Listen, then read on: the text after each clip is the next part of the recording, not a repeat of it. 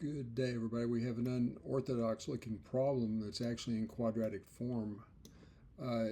You can check quickly if you use this substitution y to determine that it is a quadratic that factors nicely. It's just that the input argument's a little unusual, little unorthodox. Now, it's based on the floor and the ceiling functions.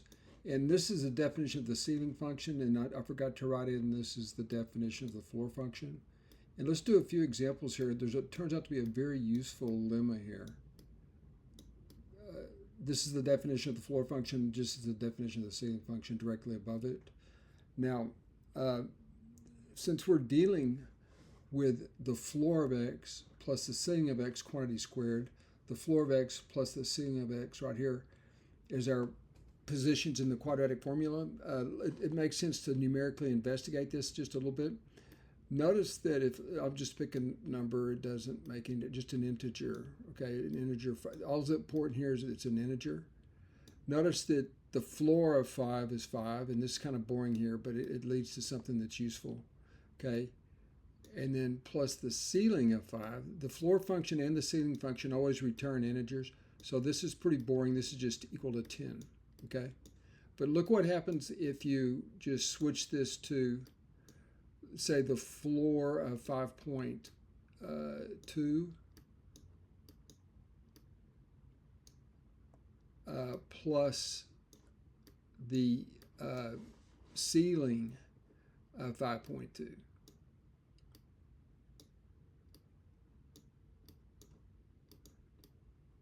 Now what you get right here would be 11, okay? Now, and that's because the floor of 5.2 is 5. The floor of 5.2 is 5. But the ceiling of 5.2 is 6. So notice we get something that appears to be in the form of an odd number here. So 2 times 5 plus 1. Okay, like that. Now, oops, plus 1, sorry. Now, and you can check it out with it. The same thing happens if you did 5.6 and 5.6, okay? It would still give you, it still will give you 11. So we have a lemma right here that says if you have the floor of x plus the ceiling of x, it's equal to 2n plus 1, provided that x is always between n and n plus 1, okay? Now, this is far from a rigorous proof, but hopefully it's believable. This is the truth. It's slightly tedious to prove this lemma, but it is true, and hopefully these numerical examples will give you faith that the lemma is true. So what we can do right here is just do the factoring piece right here.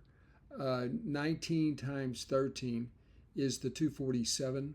Okay, so it is in quadratic form. I didn't go to the trouble to make a substitution right here, but what we get right here is that the floor of x plus the ceiling of x is 19 just based on the factorization. The floor of x plus the ceiling of x is 13 based on the factorization. Okay, but our lemma tells us that n would have to be equal to 9 here. And n would have to be equal to 6 here. From our lemma, right? 2 times 6 plus 1 is 13. 2 times 9 plus 1 is 19. And that's exactly what this lemma says. But what does this correspond to? This corresponds to all the x's between 9 and 10. So we have 9 less than x less than 10, right? Okay, and we're just looking at this piece right here. Then right here in a similar fashion, we would have 6 less than, no, sorry.